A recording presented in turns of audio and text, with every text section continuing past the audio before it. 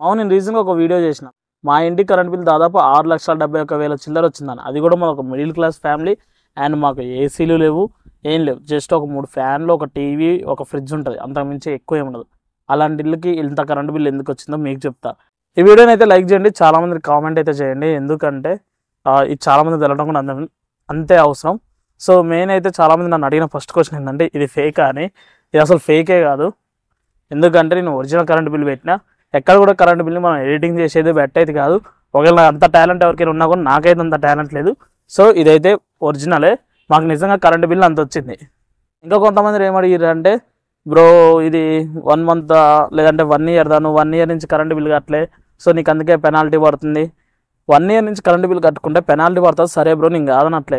1 year నుంచి current bill కట్టుకుంటే penalty పడుతుంది బ్రో, నేను కాదనట్లే. కానీ 1 year నుంచి కరెంట్ బిల్ కట్టుకుంటే మాకు కరెంట్ కూడా రాదు. సో ఎవడు కూడా ఇంటికి 1 year నుంచి కరెంట్ బిల్ కట్టకుండా ఉండరు. మేము ప్రతి నెల కరెంట్ బిల్ కడతాం ఆన్ టైంలో. సో అది యాక్చువల్గా అయితే 1 year కాదు, 1 monthదే.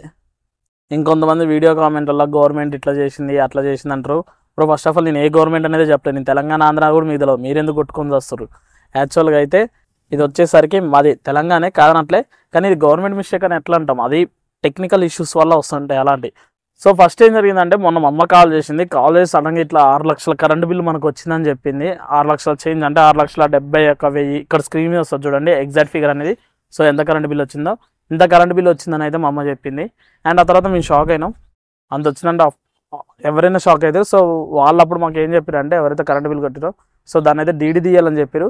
అండ్ ఆ డీడీ తీస్తే ఆ తర్వాత దాన్ని మనం ఉంటుంది చూడండి బ్యాంక్లో సబ్మిట్ చేసి, అక్కడ నుంచి దీనికి ఒక సంబంధించిన ఆఫీస్ ఉంటుంది. ఆఫీస్కి పోయి ఆ డీడీ చూపిస్తే ఆటోమేటిక్గా మీటర్ అనేది ఆ ప్రాబ్లం అనేది సార్ట్ అవుట్ అవుతుందని చెప్పారు.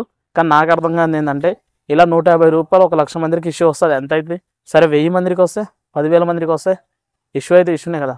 మిస్టేక్ మనది ఏం లేదు కదా, మనం ఎందుకు డీడీ కట్టాలని ఒక చిన్న క్వశ్చన్ అయితే నాకు రైజ్ అయింది. సో ఆ తర్వాత మేమైతే ఏఈ గారిని అయితే కాంటాక్ట్ కావడం జరిగింది. సో ఏఈ గారు అయితే ప్రాబ్లం మొత్తం సాల్వ్ చేస్తా అని చెప్పిండు. మనకి ప్రస్తుతానికి అయితే ఏ డీడీ కట్టలే, ఏం చేయలే. అండ్ ఫ్యూచర్లో ఏమైనా కట్టంటే కూడా అప్పుడు చూద్దాం. మ్యాక్సిమం అయితే మేము కట్టడానికి ఇంట్రెస్ట్ లేదు. అక్కడ మా ప్రాబ్లం ఏం లేదు, మా తప్పేం లేదు. అలాంటప్పుడు ఎందుకు 150 రూపీస్ అయినా ఏదైనా కట్టాలి. ఇప్పటిదాకా జరిగింది అయితే ఇదే.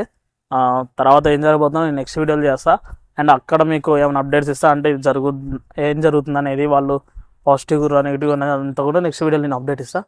ఈ గ్యాప్లో మీరు ఏం చేయొద్దు, జస్ట్ మా ఛానల్ సబ్స్క్రైబ్ చేయండి. మీ సపోర్ట్ని కంటిన్యూ చేయండి. And thank you.